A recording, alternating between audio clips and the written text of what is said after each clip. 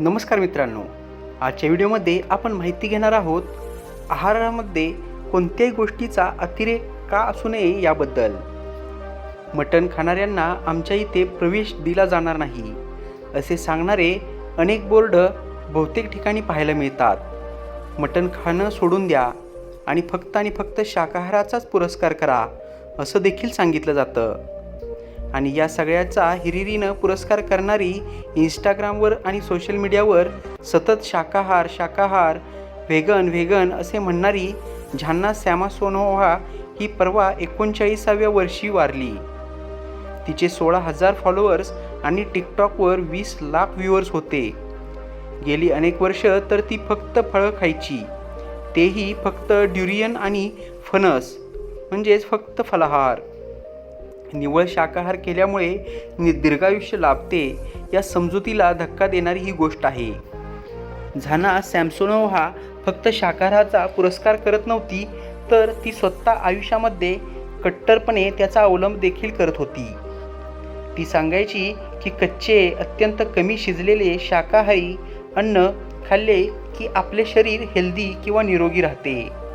त्यासाठी ती सतत कच्ची फळे आणि शाकाहार अन्न म्हणून खायची. रशियातील मॉस्कोजवळील एका छोट्याशा गावात राहणारी झान्ना ही आपल्या शाकाहाराचा अतिरेकी प्रसार करणारी एकमेव व्यक्ती नाही. आपल्या देशात देखील असे अनेक जण आहेत.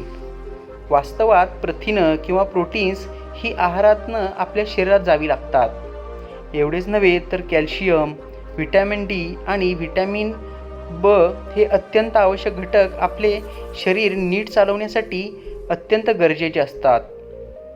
नेमके शाकाहारातून हेच पदार्थ आणि घटक कमी प्रमाणात शरीरात जातात. जर हे प्रमाण अत्यंत कमी झाले तर पंडुरोग किंवा शरीरातील हिमोग्लोबिनचे प्रमाण कमी होणे, मेंदू व नससंस्था यांच्यात बिघाड होणे, हृदयविकाराला आमंत्रण देते आणि लैंगिक रोगांना आमंत्रण देणे अशा गोष्टी उद्भवू शकतात. झान्नाने असे डिक्लेअर केले होते की गेली 6 वर्ष ती पाणी देखील पित नाही. वास्तवात आहारामध्ये अमुक एक गोष्ट मी खात नाही असे अभिमानाने सांगण्यासारखे काहीच नाही. उलट त्याचे दुष्परिणामच भोगावे लागतात. अनेक जण मी अमुक पदार्थ खात नाही असे अभिमानाने सांगत असतात. याला कोणताही वैज्ञानिक आधार नसतो. रशियाची झान्ना ही अलीकडे केवळ हाडाचा सापळा म्हणून उरली होती. जर तुम्ही मांसाहारी किंवा तेलकट खाल्ले नाही तर अर्थातच शरीरातील कोलेस्टेरॉल वाढणार नाही, तुमचे वजनसुद्धा घटू शकते.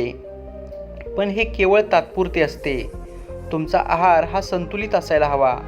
पण केवळ कच्चे आणि शाकाहार किंवा व्हेगन नावाचे जे फॅड आहे, अशी अनेक फॅडं हल्ली आहाराच्या बाबतीत जिकडे तिकडे दिसू लागली आहेत. जर आपल्या आहारात प्रोटीन्स नसतील तर स्नायू हे हळूहळू बिनकामाचे होत जातात. स्नायूंमध्ये ताकद नाहीशी होते. तीच गोष्ट फॅटबद्दल देखील आहे. जर आपल्या आहारात आवश्यक प्रमाणात फॅट नसेल तर व्हिटॅमिन्स ए, डी, ई आणि के ही आपल्या शरीरात विरघळणार आहेत.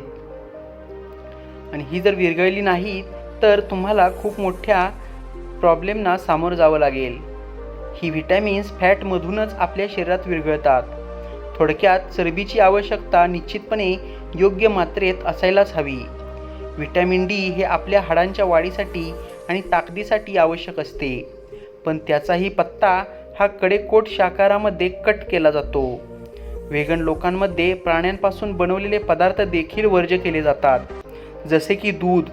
हा टोकाचा हट्ट व्यक्तीला रोगट बनवतो हे लक्षात घेतलं जात नाही. आपल्या शरीराला जे आवश्यक आहे ते सर्व घटक मिळणे गरजेचे असते. सर्वसाधारणपणे प्रोटीन, फॅट, कार्बोहायड्रेट, खनिजे आणि व्हिटॅमिन्स ही सर्व आपल्या आहारात असतील तर तो आहार संतुलित असतो. आणि हे पदार्थ घटक ज्यातून मिळतील ते सर्व पदार्थ खाण्यास काहीही हरकत नाही. हरकत असते विशिष्ट एक तत्व प्रणाली डोक्यात ठेवून जगणे. खाण्यापिण्यामध्ये शाकाहारच खाल्ला पाहिजे ह्याचे देखील फॅड हे याच गटात मोडते आणि त्यातून अनेक 40शीसुद्धा पार करू शकत नाहीत आणि मृत्यूला कवटाळतात. फक्त शाकाहारच किंवा फक्त मांसाहारच करणे हे देखील एक फॅडच आहे.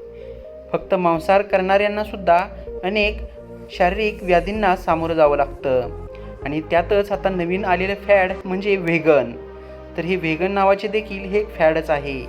त्यामुळं फक्त व्हेगनच राहील किंवा फक्त शाकाहारीच राहील किंवा फक्त मांसाहारच राहील असं डोक्यातून काढून टाका.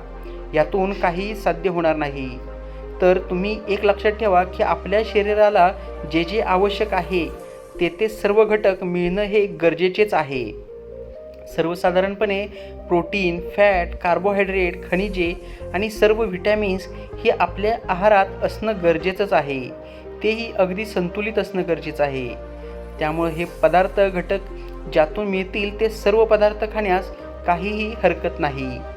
तर मित्रांनो, ही माहिती डॉक्टर प्रदीप पाटील यांनी दिलेली आहे. तरी देखील तुम्हाला याच्यावरती काय वाटतं हे कमेंट बॉक्समध्ये लिहा. सोबतच व्हिडिओ आवडला असेल तर व्हिडिओला लाईक करा, शेअर करा व आपल्या मराठी यूट्यूब चॅनलला सबस्क्राईब करायचं बिलकुल विसरू नका. लवकरच भेटू पुन्हा एकदा अशाच नवनवीन इंटरेस्टिंग इन्फॉर्मेटिव्ह व्हिडिओसोबत. तोपर्यंत स्वतःची काळजी घ्या. जय हिंद, जय महाराष्ट्र.